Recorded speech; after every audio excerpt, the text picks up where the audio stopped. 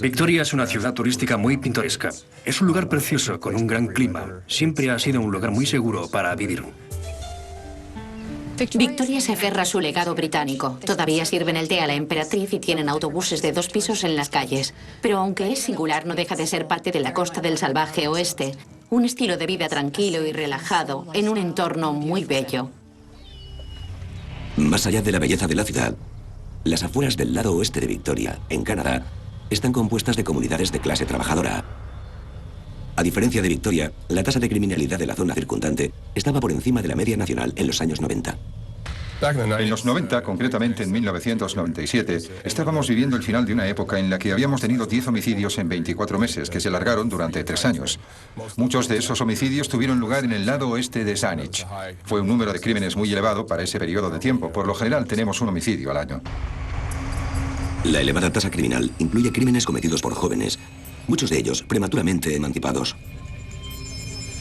Al trabajar con jóvenes que vienen de hogares desestructurados, a menudo ves que tienen muchos traumas y han vivido penurias que les han forjado una forma de ser con la que es muy difícil lidiar. Una de las jóvenes que viven en la zona es Rina Birk, una extrovertida y energética joven de 14 años. Rina era una niña muy alegre, gracias a todo el amor y las atenciones que recibía tanto de nosotros como de sus abuelos.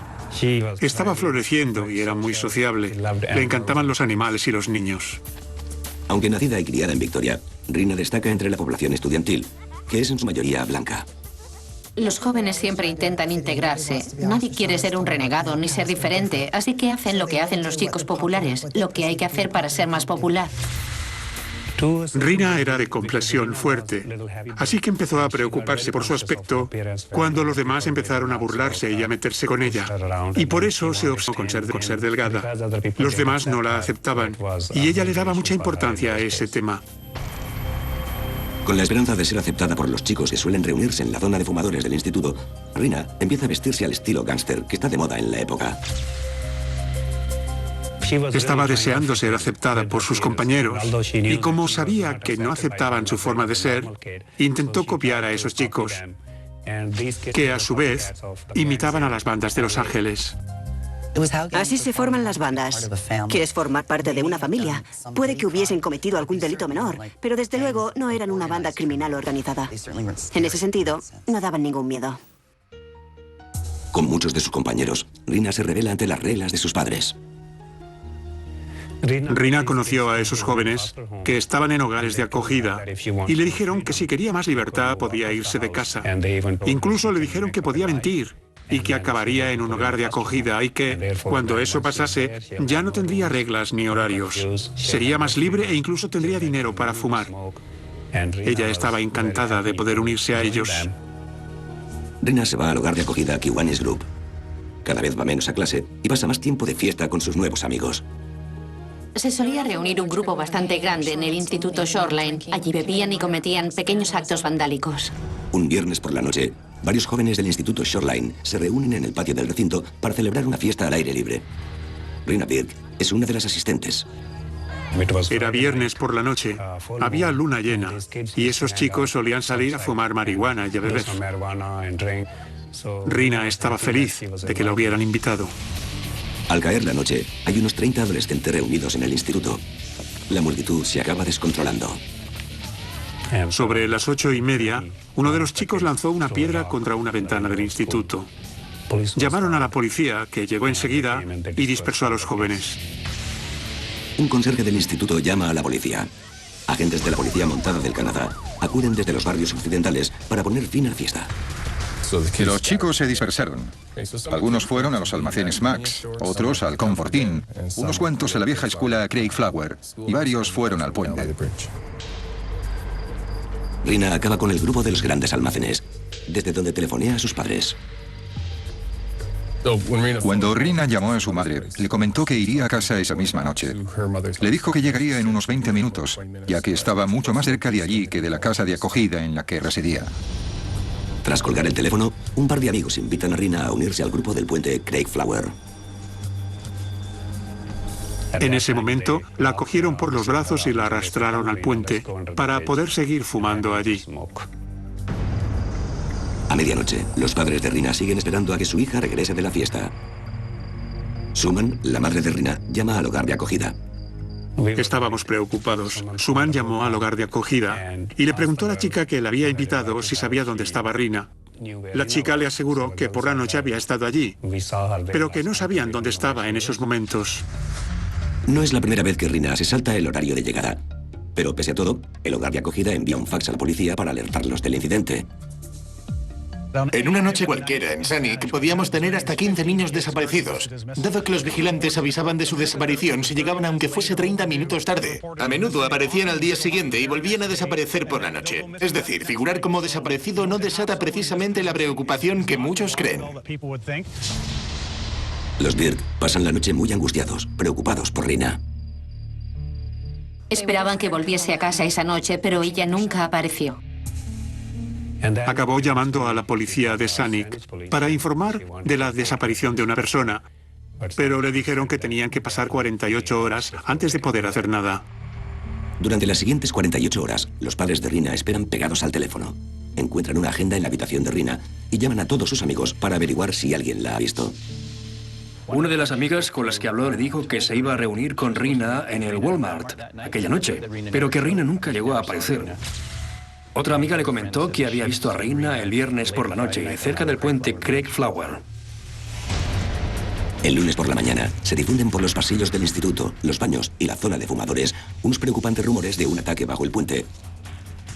Los rumores apuntan a que la víctima del ataque ha sido Rina Birk. Una chica había estado alardeando del tema. No sé si llegó a decir que la había matado, pero sin duda lo sugería. Era de esas charlas típicas de baño en las que las chicas cotillean. Ella decía cosas como que era posible que Rina no volviese nunca a clase.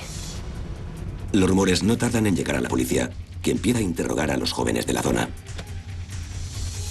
Se informó de la desaparición de Rina durante el fin de semana, pero hasta que los chicos volvieron a clase el lunes por la mañana no empezaron a circular los rumores.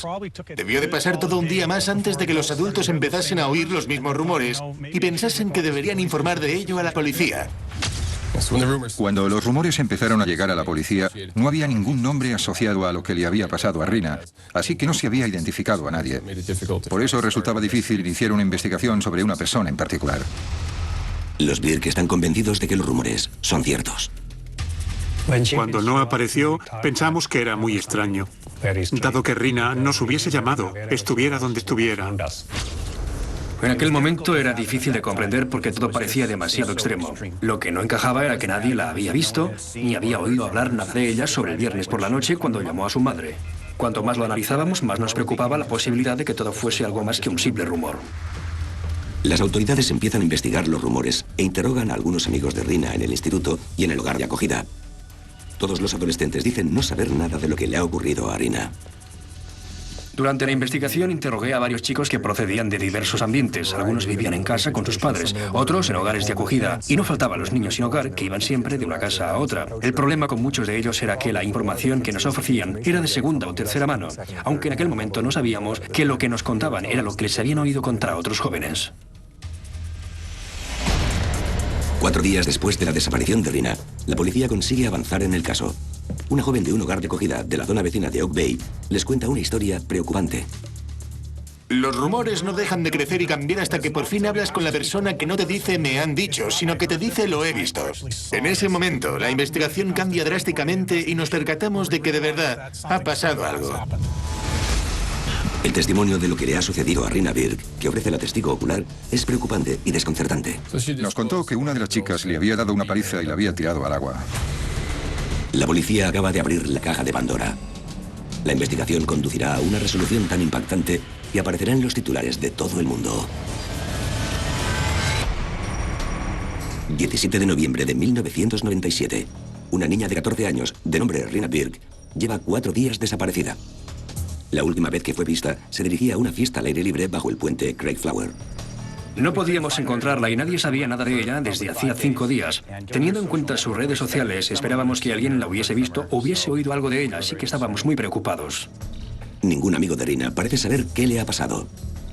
Pero los rumores de un ataque brutal a una niña de pelo negro empiezan a correr por los pasillos del instituto.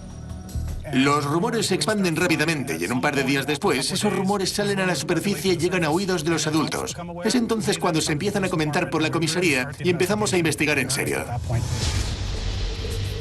5 días después de la última vez que Rina vio a su familia, una testigo del barrio vecino de Oak Bay entra en la comisaría con la historia de un ataque bajo el puente Craig Flower. La novedad de esa información era que por fin incluía nombres y detalles específicos, lo cual hacía que todo lo que nos contaba pareciese más verosímil. La joven le cuenta a la policía que otra chica de su hogar de acogida había estado alardeando de haber participado en un violento ataque a una tal Rina. La paliza a Rina Birk fue planeada. Llevaban días llamando a la gente y pedirles que fuesen al parque para participar en un ataque a la joven. En teoría era una venganza por cosas que habían enfurecido a varias de las personas involucradas en todo el asunto. En determinados momentos de la paliza a Rina, llegaron a participar hasta 8 personas, hasta que una de las 8 personas, una chica, les gritó que parasen, que ya había tenido suficiente y que si alguien quería hacerle algo más, tendría que vérselas con ella. Tras haberle pegado la paliza, los adolescentes se quedaron un rato por la zona. Cuando Rina se fue, ellos también se marcharon. Se dispersaron a tiempo para llegar a casa dentro del horario impuesto. Gracias al nuevo testimonio de la testigo, la policía puede actualizar el caso. Ya no se busca a una persona desaparecida. Ahora se trata de una investigación criminal. Hasta ese momento tan solo estábamos investigando rumores e intentamos demostrar su falsedad creyendo que Rina iba a aparecer en casa de alguien o que estaba en alguna parte ahí fuera. No fue hasta que interrogamos a alguien que había visto lo sucedido cuando nos percatamos de que lo que teníamos entre manos era un crimen mucho más grave. Dado que nadie ha visto a Rina desde el ataque, la policía se teme lo peor. Los detectives de la Policía Montada del Canadá y de la Policía de Esquimalt unen sus fuerzas con los investigadores de Saanich. Montamos un pequeño grupo de investigadores para analizar el caso a la luz de la información que teníamos y que determinase qué íbamos a hacer con ella. Sabíamos lo que había pasado y puesto que parecía verosímil que Rina Birk hubiese muerto, teníamos un homicidio. Las preguntas eran dónde había ocurrido y quién lo había cometido.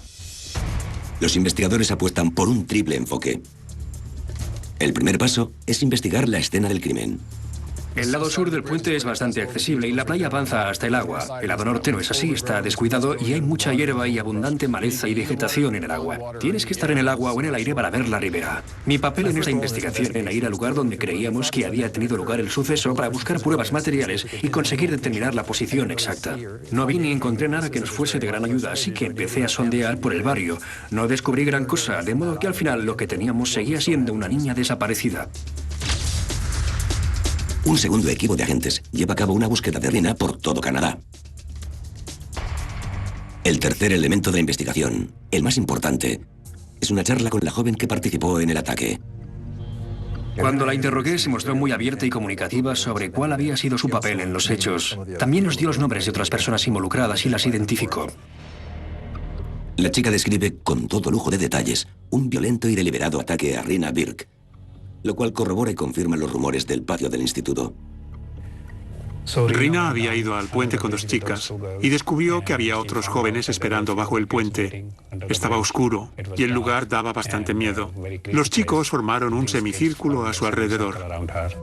Todo empezó cuando una de las chicas se levantó y apagó un cigarrillo en la frente de Rina sin ningún motivo aparente. Al parecer, Rina había estado difundiendo rumores sobre alguien o le gustaba el novio de otra. Todo fue por algo muy trivial.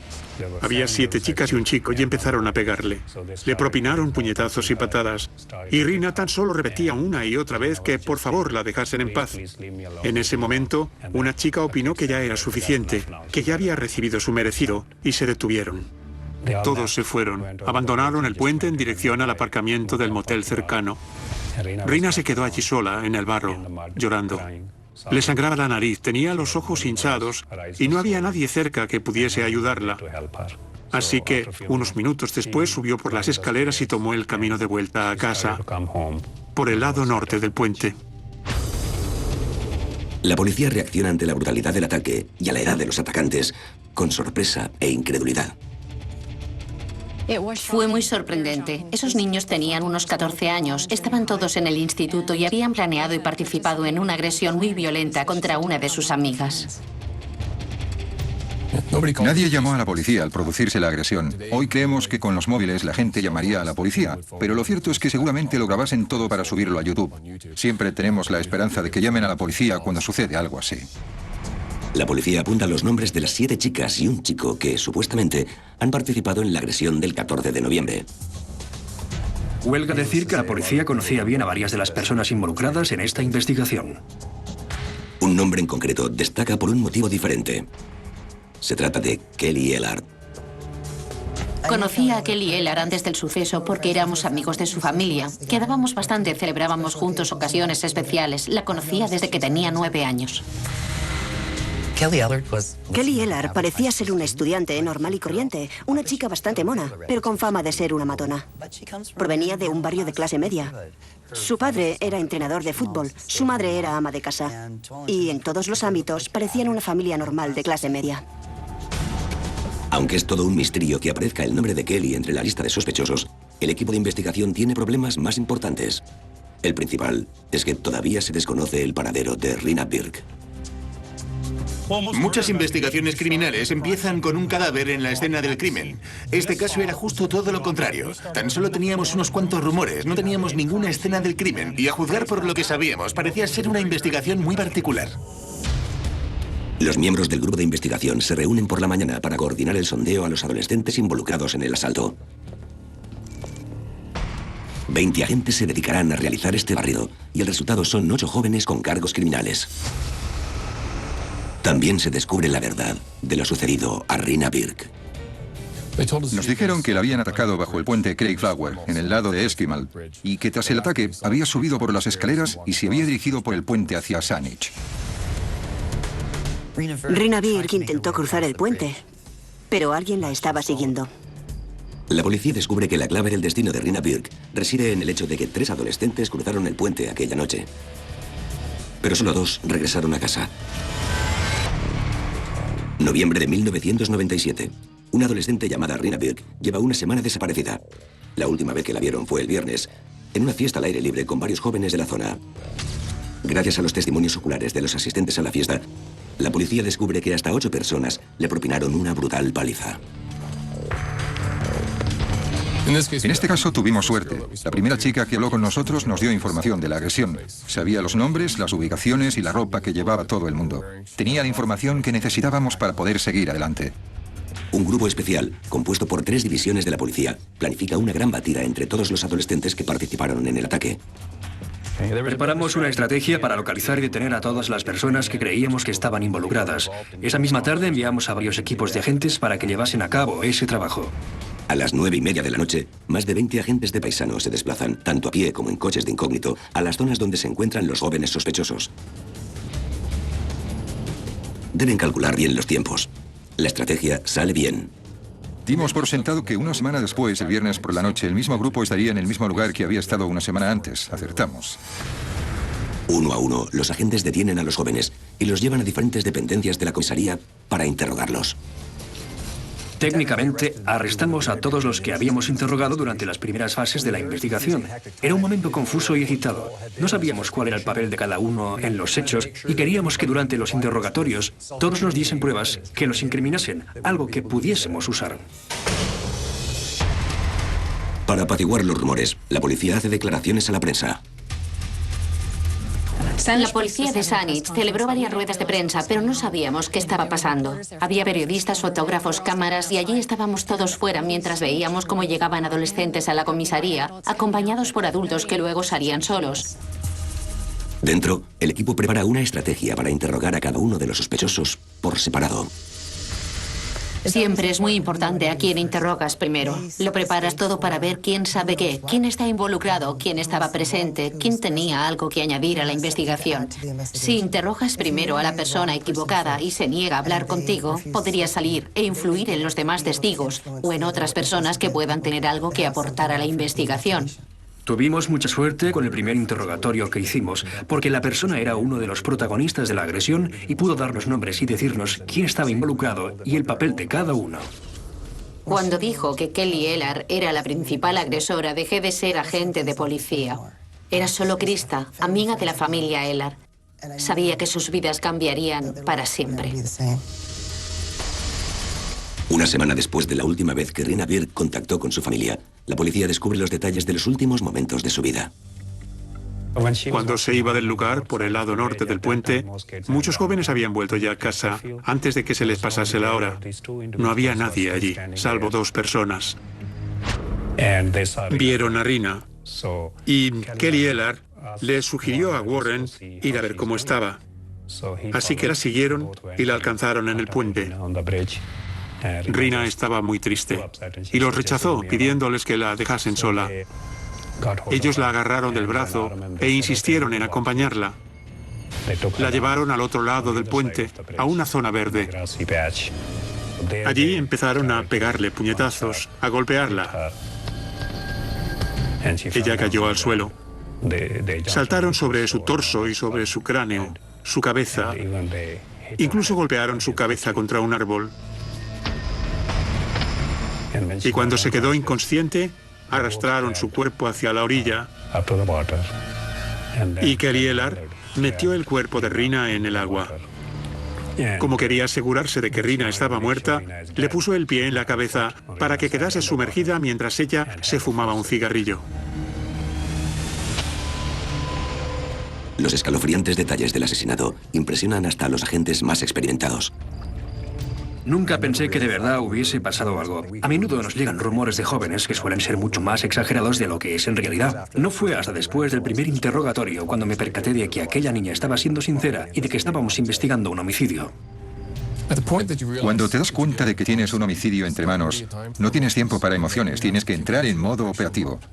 Debes hacer tu trabajo, ponerte manos a la obra, reunir pruebas y planear la investigación. Cuando te detienes a pensar en emociones es por la familia. Es por la familia Birk y por lo que están a punto de vivir cuando encontremos el cadáver y les digamos que su hija ha muerto. Uno a uno, todos los adolescentes sospechosos cuentan su versión del crimen. Aunque hay algunas discrepancias en las historias, todas comparten un elemento común: el papel jugado por Kelly Ellard. Cuando hablamos con el grupo de testigos que estaba bajo el puente cuando se produjo el primer ataque, todos coincidían en que al irse Rina, Warren y Kelly, la siguieron por el puente. Según uno de los acusados, Kelly obligó a Rina a quitarse la chaqueta y los zapatos durante la agresión. Otro testigo confiesa a la policía que Kelly y ella habían regresado a la mañana siguiente a la escena del crimen para tirar la ropa en un contenedor de basura, ya que era una prueba potencial. En ese punto, nuestro trabajo era reunir la información de los testigos y de los acusados de la agresión e intentar unir las piezas que encajaban para formarnos una imagen de lo que había pasado en realidad. Cuanto más hablábamos con los jóvenes, peor pintaba la cosa para Kelly Ellard. La policía sigue con los interrogatorios hasta la mañana siguiente. La última joven en contar su historia es Kelly Ellard. El interrogatorio dura más de 2 horas. Ellard admite haber sido la primera en golpear a Rina, pero niega estar involucrada en su muerte. Todos los testigos y los involucrados en la primera paliza coincidieron en señalar que creían que Rina estaba en el paso del canal. Todavía no habíamos encontrado el cadáver. La única persona que sugería algo diferente era Kelly Ellard. Ella sugería la posibilidad de que Rina hubiese sido secuestrada. Con 8 adolescentes en prisión preventiva, las autoridades creen que tienen pruebas suficientes para imputarles cargos. Las 6 chicas involucradas en el primer ataque a Rina Birk son acusadas de asalto con daños físicos, como delincuentes juveniles. Kelly Ellard y Warren Glowatsky, debido a la violencia del crimen, son acusados como adultos de asesinato en segundo grado. En 1997, si eras joven y se te acusaba de un crimen tan grave como un asesinato, el tribunal podía exigir que fueras juzgado como adulto. Sin embargo, había la obligación de mostrar al tribunal pruebas de que debías ser juzgado en un tribunal para adultos. Aunque los jóvenes acusados permanecen en prisión preventiva en el centro de detención juvenil, la policía sigue centrando la investigación en encontrar el cadáver de Rina Birk. Llegados a este punto del caso, el desafío era aún mayor porque sabíamos que había sido un homicidio, pero no teníamos un cadáver ni una escena del crimen concreta, no había ninguna prueba forense, así que no teníamos pruebas que pudiésemos usar al interrogar a los acusados. Pero eso es de cambiar. Más tarde, aquel mismo día, la policía hace un espeluznante y trágico descubrimiento al peinar la zona. Noviembre de 1997. Gracias a la insistencia del trabajo de investigación y tras una semana de búsqueda, las autoridades están un paso más cerca de resolver el misterio del impactante y absurdo asesinato de Rina Birk, de 14 años. 8 jóvenes han sido detenidos. Gracias al testimonio de varios testigos, Kelly Ellard y Warren Glowatsky están acusados de asesinato en segundo grado. El grupo de chicas que estaba bajo el puente rodeó a Rina y le pegó, pero al final alguien dijo que ya era suficiente y se detuvo el ataque. Llegados a ese punto, muchos ya se habían ido, pero por algún motivo Warren y Kelly siguieron a Rina por el puente. La noticia del arresto se extiende rápidamente por la comunidad local. La policía solo tenía rumores. Esos chicos se protegían unos a otros con un código de silencio. Aunque los dos jóvenes sospechosos han sido acusados, la policía todavía no tiene ninguna prueba física que apoye el caso de asesinato. Sin un cadáver, dependes exclusivamente de los testigos para obtener una condena. Por tanto, buscábamos pruebas forenses que pudiesen corroborar lo que decían los testigos. Sábado por la mañana, los equipos de búsqueda despliegan todos sus recursos para encontrar a Rina. Después de hablar con los testigos, sabíamos que habían tirado a Rina Birk en el agua. En el lugar no encontramos nada que tuviese valor como prueba. Se envía un equipo especial de buzos de la policía al puente Craig Flower. Pese a sus esfuerzos por pasar desapercibidos, la presencia del equipo bajo el puente llama la atención de la prensa local. Era periodista criminal en el Times Colonist y nuestro fotógrafo entró en la sala de redacción y empezó a preguntar por qué estaba la policía de Saanich buceando bajo el puente Craig Flower. Yo no tenía ni idea, así que fuimos hasta allí y fue algo particular porque Chris Hosley estaba de pie en el puente. Era el agente encargado del gabinete de prensa de la policía. Nos contó que había desaparecido una adolescente. Mientras el equipo de buzos busca pruebas por la ribera de la quebrada, la policía inicia una segunda búsqueda desde el cielo. Fuimos a la base de los guardacostas que nos dejaron un helicóptero. Estuvimos en el aire unos 15 minutos. Teníamos las puertas abiertas para poder mirar afuera y recorrimos toda la quebrada hasta llegar al puente. Unos 200 metros después encontramos el cadáver de Rina. Pudimos verla claramente en el agua. Horsley no pierde el tiempo y alerta a sus colegas. Llamamos al equipo de buzos por radio. Estaban a menos de 500 metros abriéndose paso lentamente por la zona y se pusieron justo bajo el helicóptero que estaba sobrevolando el lugar. En cuanto llegaron a nuestra posición, ellos también la vieron. Los miembros del equipo de buzos se adentran en el agua cerca de la costa. Al equipo especial le basta con ver la ropa para identificar el cadáver. Es Rina Birk. Cuando encontraron a Rina, yo estaba indagando por la zona. Nos dijeron que volviésemos al cuartel general para cambiar de estrategia. Estaba sorprendido de que algo así hubiese ocurrido de verdad y recuerdo haber sentido tristeza ante el hecho de que se confirmase que esas chicas jóvenes estuviesen involucradas en un crimen tan grave. Estábamos en la oficina cuando me enteré del descubrimiento del cadáver. Fue Chris Hosley desde un helicóptero quien creía haberla visto. Una vez se confirmó, nos dio pena por la familia porque entonces tendríamos que notificarles lo que había pasado, que sus peores presagios se habían cumplido. Los investigadores del equipo especial se preocupan de conservar la integridad del cadáver. También se fijan en que faltan dos elementos clave de su vestimenta, los zapatos y la chaqueta. Mientras tanto, no dejan de llegar periodistas. En cuanto se encontró el cadáver de Rina en el agua, la prensa empezó a congregarse en la zona. Tenían que ponerse en la orilla de enfrente para poder hacer una foto del lugar donde estaba la acción. Mientras el equipo de buzos prepara el cadáver para el forense, dos representantes de la policía van a casa de Suman y Manjit Birk para darles la noticia. Vino un inspector de la policía de Saanich. Nos informó de que hubo dos peleas y nos dijo que Rina había muerto. Nos quedamos conmocionados.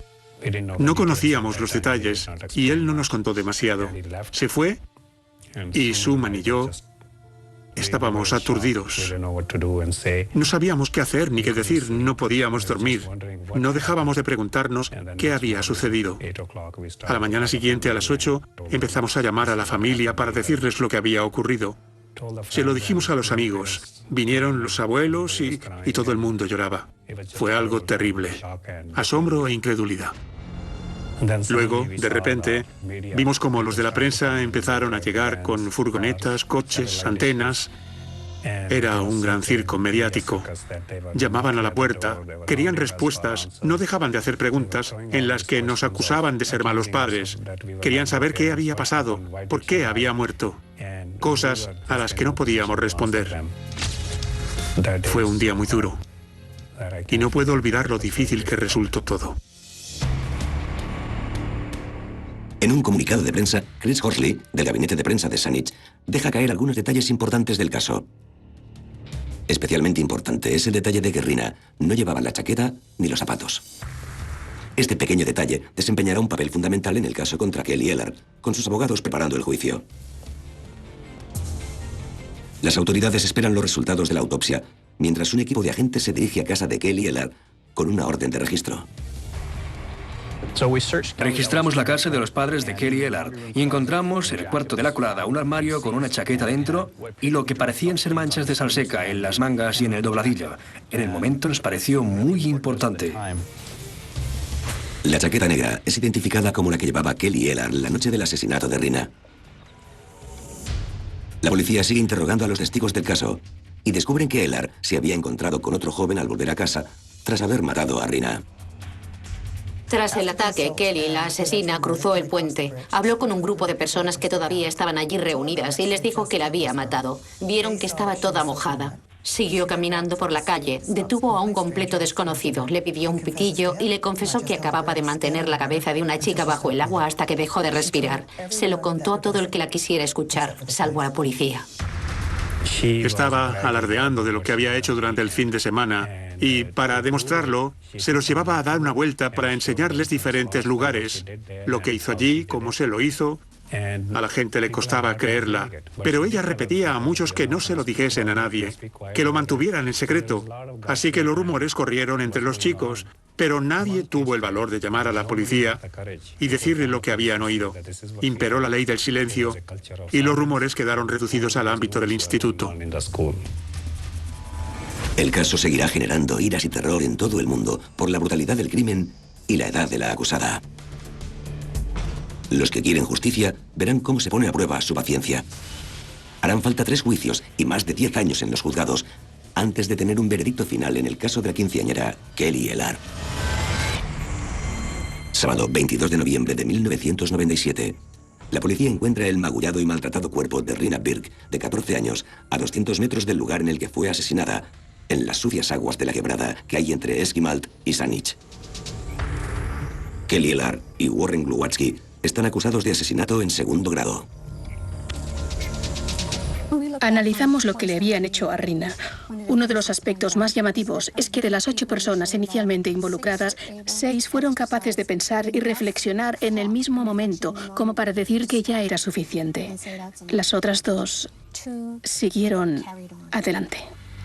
Mientras las autoridades siguen repasando las pruebas y testimonios, una tormenta mediática se desata por todo el país y por todo el mundo.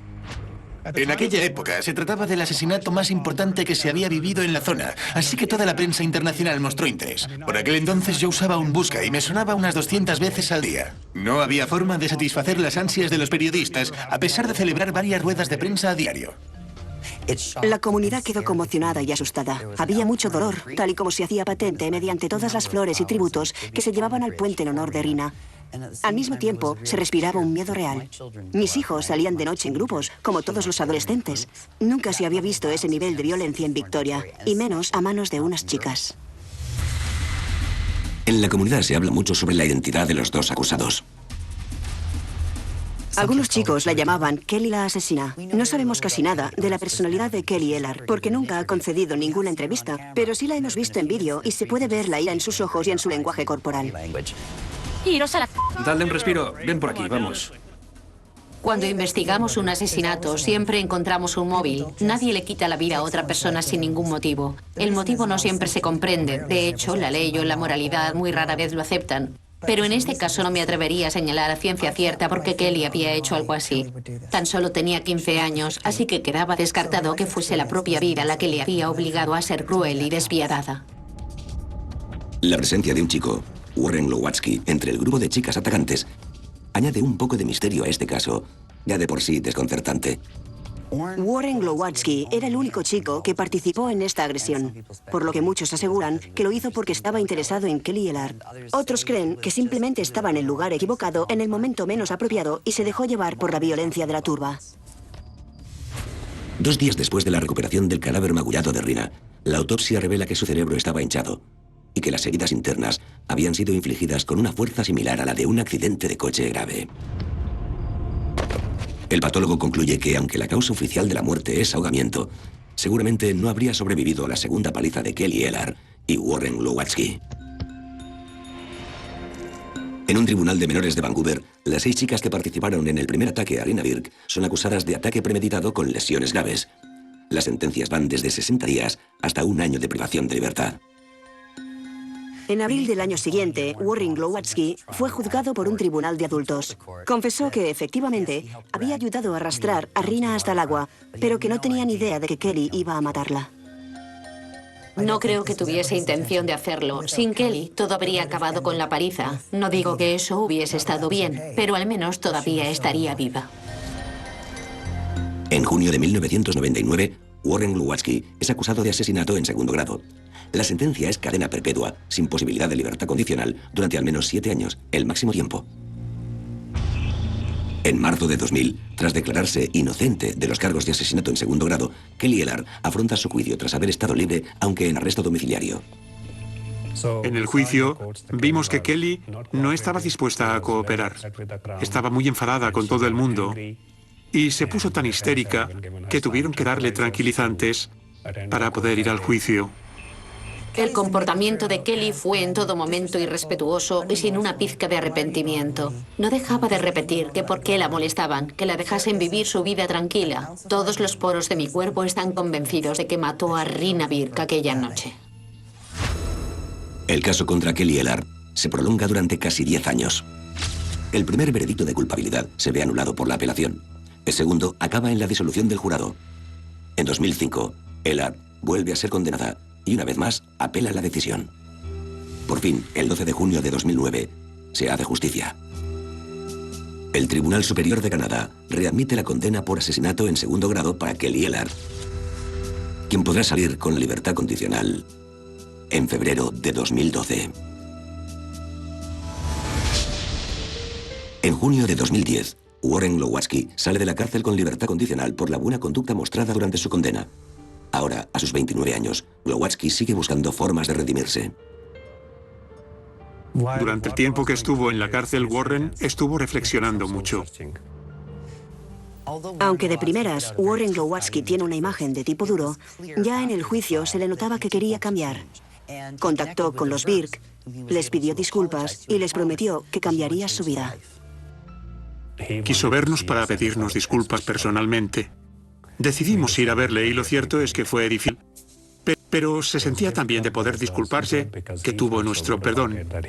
Fuimos a las vistas para su libertad condicional y apoyamos que se la concediesen. Desde entonces, le hemos vuelto a ver alguna vez y nos han comentado lo que está haciendo.